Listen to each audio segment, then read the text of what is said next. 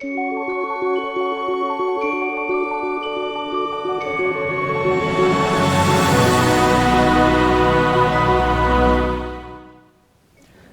and welcome to the Winner's Circle. I'm your host, Dr. Sean Hubbard.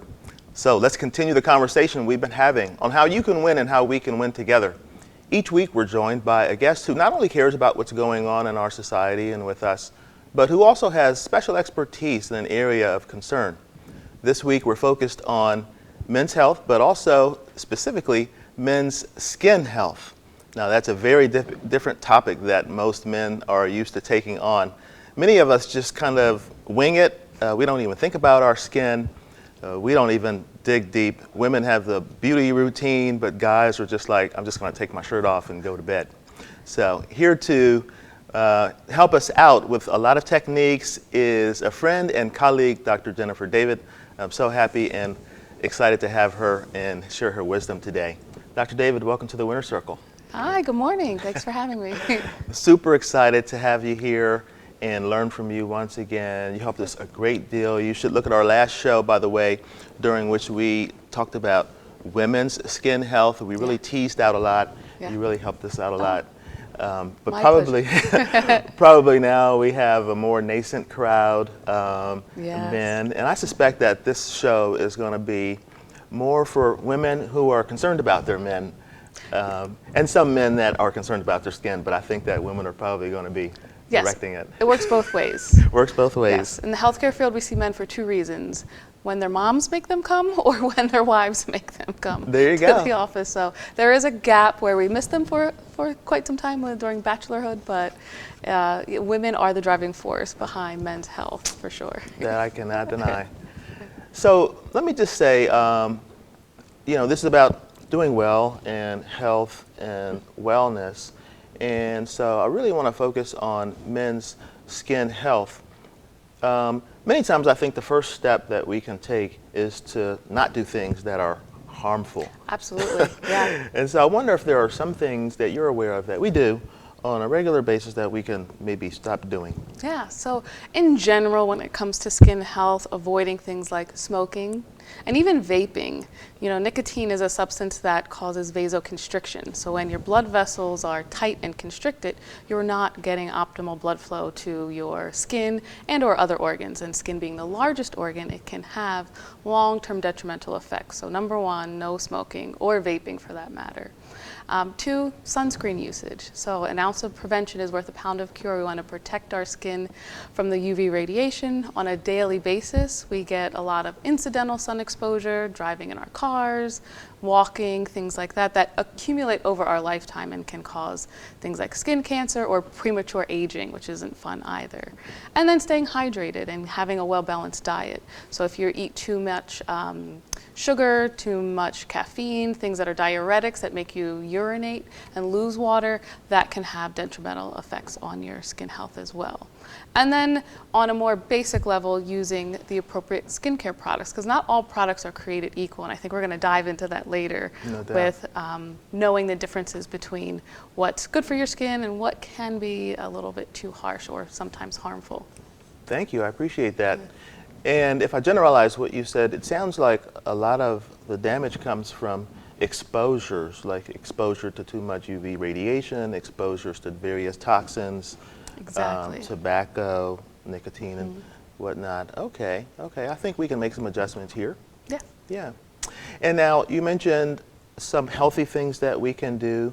Certainly we're going to talk about some soaps and stuff like that. Yeah. But what are some general healthy things? I hear people talk about stress a lot. I hear people, what about the sugars that you mentioned? How does that? Yes. So sugar in excess, right? Sugar is enjoyable. No one's saying you shouldn't enjoy foods and desserts and things like that, but too much of anything can be harmful and lead to inflammation, and it can trigger certain underlying conditions. So for some people, not everyone, but for some people, sugar can trigger and worsen things like acne or other inflammatory skin conditions. So just being mindful of a well-balanced diet with enjoying sugar but not having it in too much excess. Okay. So now about the soaps and stuff in general. Now, my wife has this routine. she's like, okay, I'm going to go in. I'm like, are you going to bed? And she's like, well, I'm going, take care of my stuff. And then 30 minutes later, she'll be in bed, So an easy 12-step routine. Yeah, right, exactly. Yes. Exactly. Yeah. So I usually go in there about the 28th minute, maybe, Okay. and brush my teeth, and then I hit the sack. But, and she has all of these products. They take up like, a big part of the area. And I have like Okay. 3 over here, Okay. And so I guess the question is, let's say for cleaning, what's wrong with using the same, let's say, bar soap or same soap that I would use on my back or arms on my face? That's a very good point. And I think most people make that mistake. It's like soap is soap, and it's not the case. So one, there are differences between soaps and cleansers. So a soap tends to be like a natural product that is derived from, you have your hydroxy acids and salts and fats, and then it makes these detergents that can clean the skin. But the problem is if it's not pH balanced, or if it's so if it's not pH balanced, it's natural soaps that sometimes can't tell the difference between the dirt and oil that needs to leave the skin versus the natural oils that we want to keep in the skin. So they can be a little bit too drying for specialized areas, such as like the face. Or so when you're washing, what you use from the neck down isn't always appropriate to wash with your face, because our skin is different on a histological level on our face versus other areas of the body. So you want to be mindful of those things. So it gets a little tricky. I don't want to get too nuanced, so I'm choosing my words wisely. Sure. So I think if you have underlying skin issues, it's good to see your dermatologist in office to discuss the details of like what specific soaps are good for me. But I think as the rule of thumb is you do natural bar soaps are great, as I said, for cleansing from the neck down, but when it comes to washing your face, you want to get a specific face wash. So if it says face, then you're good. Okay. And there are some that are good for the face and the body. So if you want it easy, there are things like gentle lines like CeraVe, Cetaphil. Those are made specifically to be gentler, that you could wash your face and body with. But like your average like Dial bar soap, Ivory Spring, Ivory or My Irish top 2. Spring. Yes, yes. Good for the neck down, but not ideal for the face. Okay. Yes. Goodness gracious, so I thought we had graduated from those. Those are my 2 go-tos Okay. from my childhood and even all the way through college and Yeah. everything. I would just get one of those and go in the shower, and that was pretty much it. I thought I was doing a pretty good job because I had a nice case Okay. for that bar soap.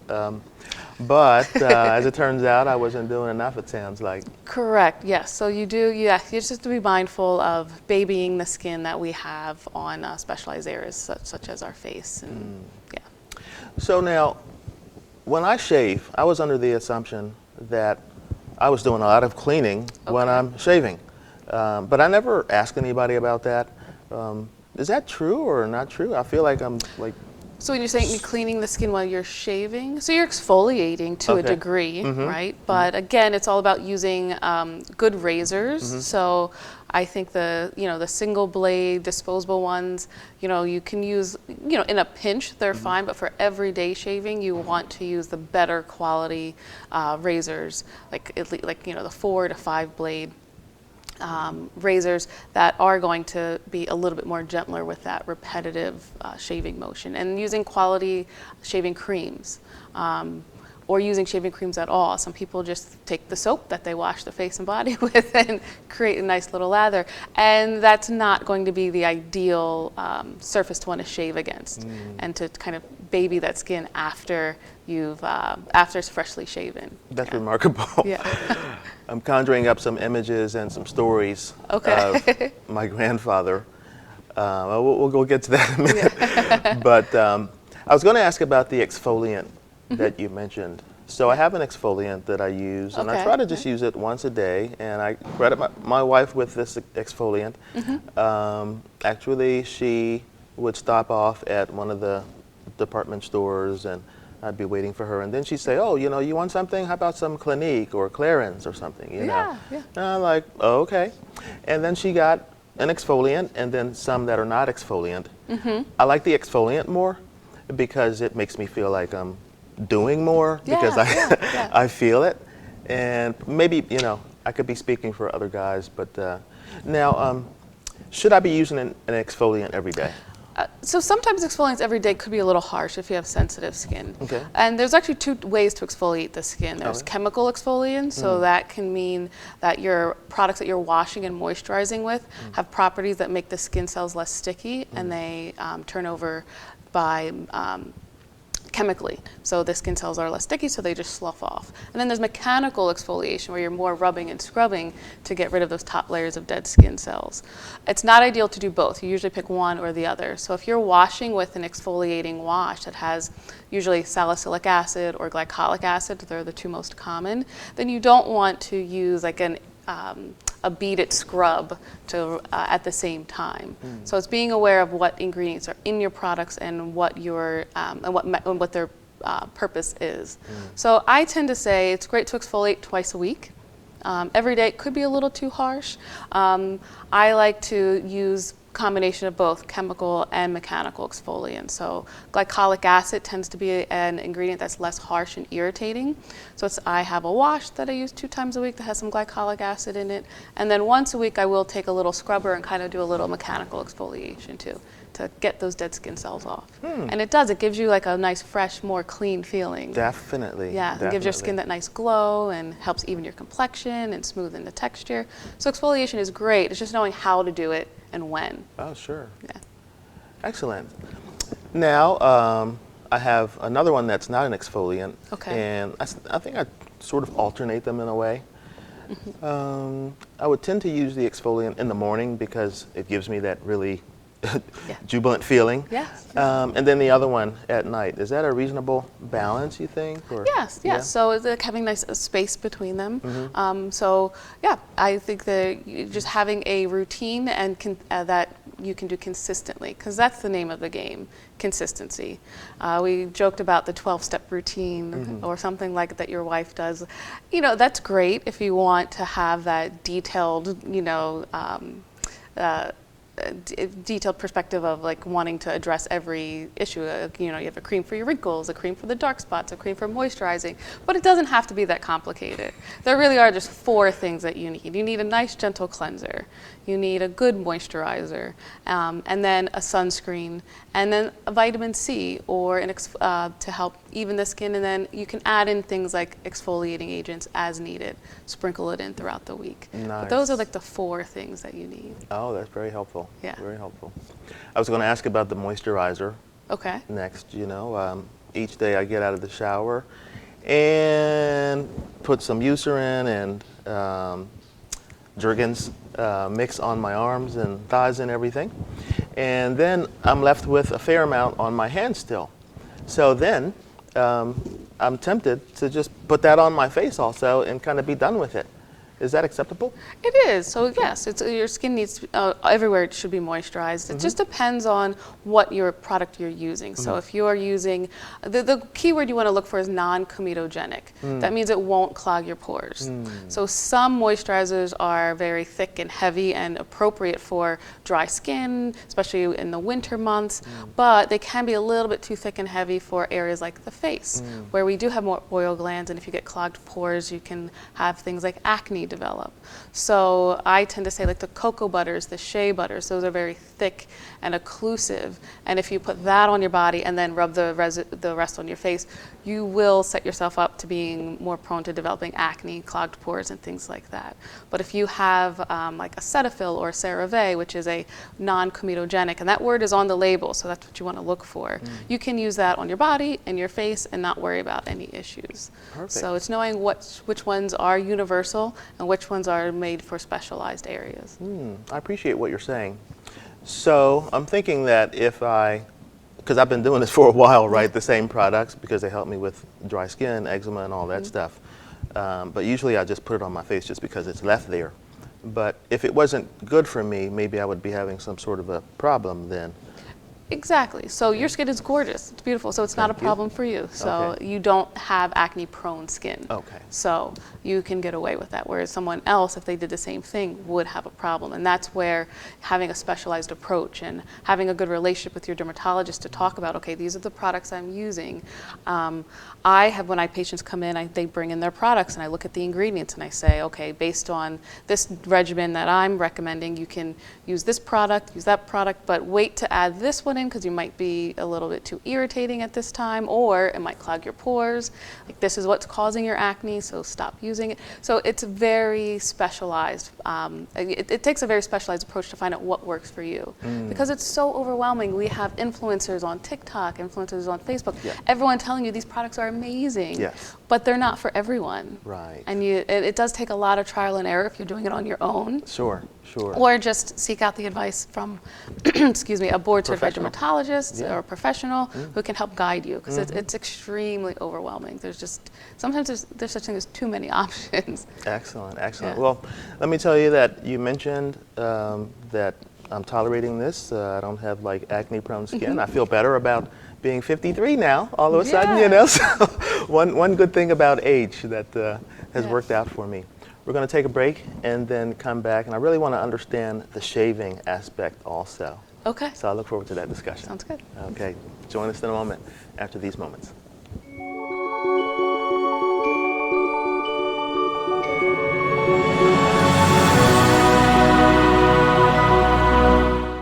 So, I'm kind of new here, but I've noticed a trend.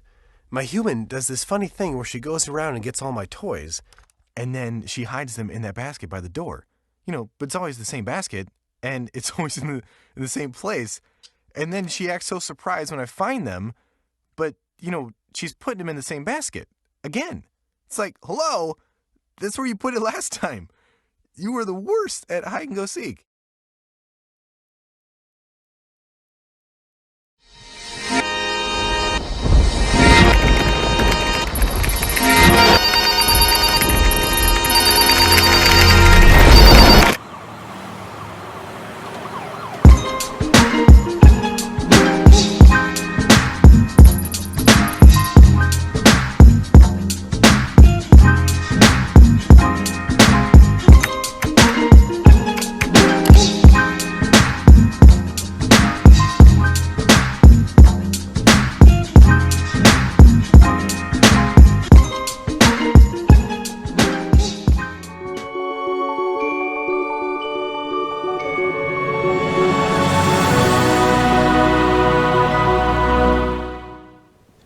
Welcome back to the Winner's Circle. Dr. Sean here.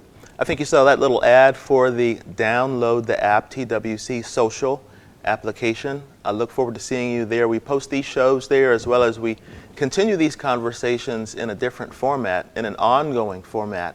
So download that. You'll find it in your iOS store as well as your Android store. Look forward to building a very positive community there with you.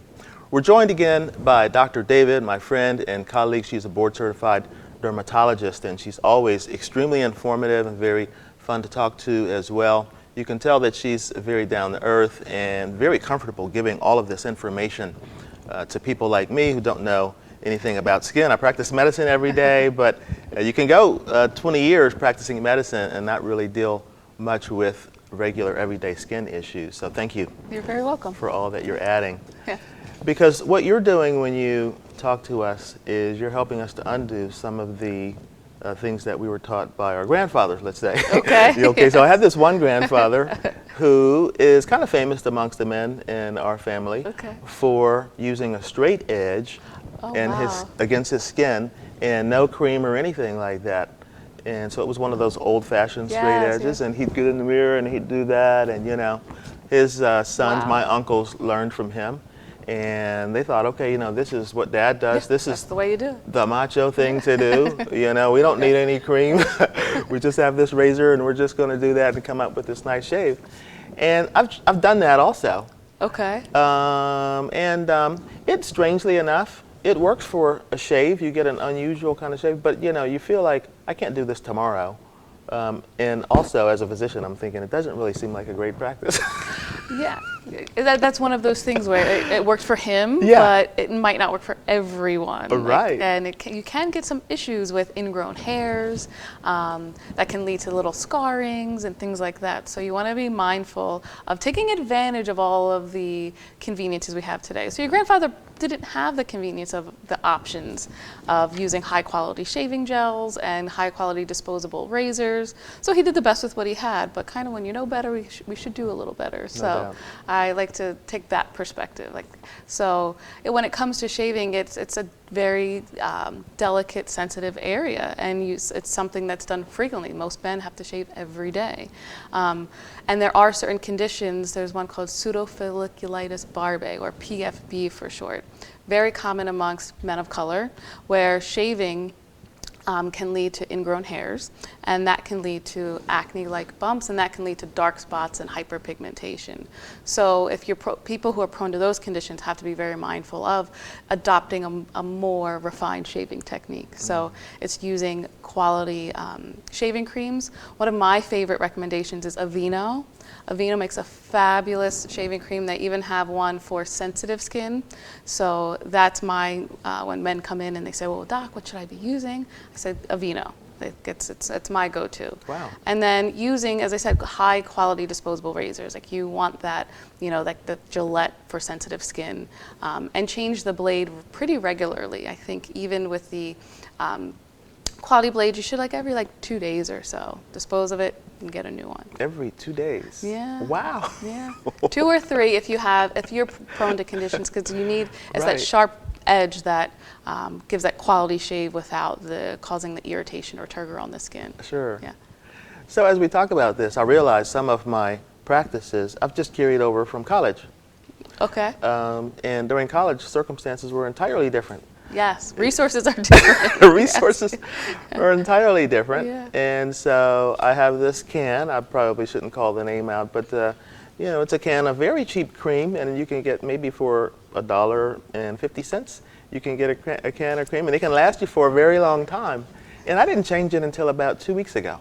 Okay. And did you notice a difference? Yes. Yeah. Oh See? my gosh. Yes. So now I have this.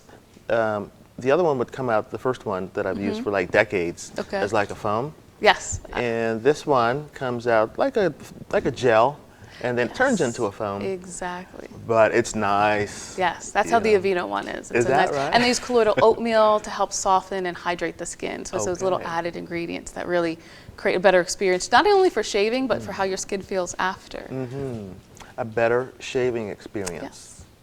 That's a selling point. Yeah, so why wouldn't you want, if it's something you do every day, why wouldn't you want a more enjoyable experience? Exactly. Yeah. Now, having said that, I've had one barber who talked about this shaving every day routine, and I typically shave pretty much every day. I give myself a break on the weekends, but a lot of times it's not because I'm giving myself a break, it's because I'm just lazy, and I don't have to. But is it okay to shave every day? It is. Yeah. It is, as long as you're, as I said, not causing any irritation, or you're not suffering from one of those conditions such as pseudofolliculitis barbae. I have patients who, because they suffer from those conditions, they have jobs that require them to shave every day, but I can give them a medical waiver to say, look, no, in order to not have this condition worsen to become debilitating, they need to keep at least some form of a short beard. And so it's important for people to be aware of that. If you have this condition, you don't need to suffer or lose out on opportunities for jobs such as in the military or police forces. As dermatologists, we can help you. You can come in and we'll assess, and yes, you have this condition. It's medically necessary for you not to shave. So it's okay for most people to shave every day, but some people they can't. So there's options where, if your job requires you to shave, we can give you those opportunities to say, look, from a medical standpoint, I can't shave and need to keep a short beard of some sort. Yeah. So these are people, it sounds, that have curly and coarse hair? Or? Correct. So yes, so people of color, we tend to have more curlier hair, tightly coiled curls sometimes. So when the hair's growing out, it has a propensity to curl back under instead of growing straight out. So there are certain techniques where they say shaving with the grain as opposed to against the grain. That's gone back and forth. Studies show that it doesn't really matter whether you're Really? shaving with the grain or against the grain. It's more of the using the quality materials and or just not shaving at all if you're very, very prone to these keloidal-like bumps that you can get on the neck and chin area. So more blades is better. Correct. Okay. And I have come across some kiosks in the mall that sell blades and razors and things like that, and you can spend $100 easy on razors, you know. Yeah. Aside from number of blades, are there any other factors that you're aware of that make it healthier for skin for us to use that you're aware of? Yeah, so it's also just, not using products like alcohol that are going to dry the skin beforehand and things like that. Not using a quality shaving cream, as we mentioned before, and just even when it comes to washing your face, using a gentle cleanser to wash your face as opposed to like one of those harsher soaps that will dry out the skin. Okay. Those are all the important checkpoints. Excellent, excellent. So it sounds like when people come to you guys, dudes, mostly for these problems that you're describing? Yes, very commonly. Yeah. And are guys coming to you for sort of, I don't want to say beauty secrets and stuff like that, but because of they're concerned about their appearance and how they're presenting to people? Absolutely, yeah. So the cosmetic element or the aesthetic arm of dermatology isn't solely for females. I have men who are also concerned about aging gracefully. They want to know the little tips and tricks and nuances they can do on a daily basis to, slow the process or, reverse some things. Maybe if they weren't so diligent with their sunscreen in the early years, what can we do to help mitigate that? So it's not just for females, and there are things out there. So most of these products are universal, like as I mentioned, like the vitamin C, sunscreen, things like that. But there are companies that are aware of the fact that men are more invested in their skin and skincare. So certain products are being tailored for men. I see certain influencers starting to angle in this direction. I think Pharrell Williams is coming out with a brand, if I'm not mistaken. Just a couple of other pretty conscious guys that are influencers are coming out with brands, I've noticed. And much of my influences come from my daughters also. So once Great my daughter, they are, because they're in the know. my daughter's like, once she found out that I was using the same shampoo that had a so-called conditioner in it, she was aghast at that. And it's one of the reasons why I have a separate conditioner. Is there a big difference from a health perspective with hair? Sure, there are. So the rule of thumb is shampoos are intended to clean and conditioners are hydrating. So shampoos are intended to clean the scalp. Our scalp has lots and lots of oil glands that create something called sebum, and that can build up over time, and that can cause itchiness, flaking, dandruff, things like that. So you do need to clean your scalp. For everyone it's different. People with tightly coiled or curly or coarse hair don't need to shampoo as often because shampooing too frequently will dry out the hair. Okay. And we tend to produce less oil, so you don't need to. Whereas someone of like Caucasian descent, more fine, thin hair, some people need to shampoo every day or every other day. So to release some of that excess sebum. I always say shampoo is for the scalp, conditioners for the hair. Shampoo is for the scalp, conditioners for the hair, conditioner is for hydrating. Correct. Okay, and shampoo is really for cleansing and cleaning. Exactly. Okay, that is so helpful, really. So so it doesn't really make sense to have a 2-in-1. I think that was marketed for people, specifically I think men, for convenience. It's like, okay, well, let's just say it's 2-in-1, it's easy. But if you think about it, you really want to have them as separate steps, in my opinion. Yeah. Excellent, excellent. I think that offers a heck of a lot, what you've described today, how to care for our skin, how to cleanse it, how to moisturize it, also specifically our face, shaving, creams, quality razors, and hair products. You've given us a lot today. I really appreciate your coming in and filling us in on all of these details. You're very welcome. Yeah, It's yeah, my it's huge. pleasure. It's huge. And, if you're a guy out there, and more importantly, perhaps if you're a woman who has a guy that you're concerned about, guide him in that direction. That's what it's taken for me. My wife has helped me out a great deal. My daughters have helped me out a great deal. Most of the times when they help me out, I'm just completely clueless, and they're like, here, let me just guide you by the hand here. They'll take me over to Walgreens or to the mall, or they'll just get it on one of those particular days, my birthday, Father's Day. I mean, I don't know what I'm doing, so they just get the stuff, And then they're like, how did it turn out? So help the man out in your life. And join us for these shows weekly as they come out. Dr. David has been very helpful and very generous in sharing this information. Share this with people that you care about so that they can improve their health and their vitality going forward. We'll look for you again next week right here, RVN Television, and wherever you found this particular segment. And don't forget to download TWC Social. We'll look for you next week. Take care, guys. Until then, keep winning.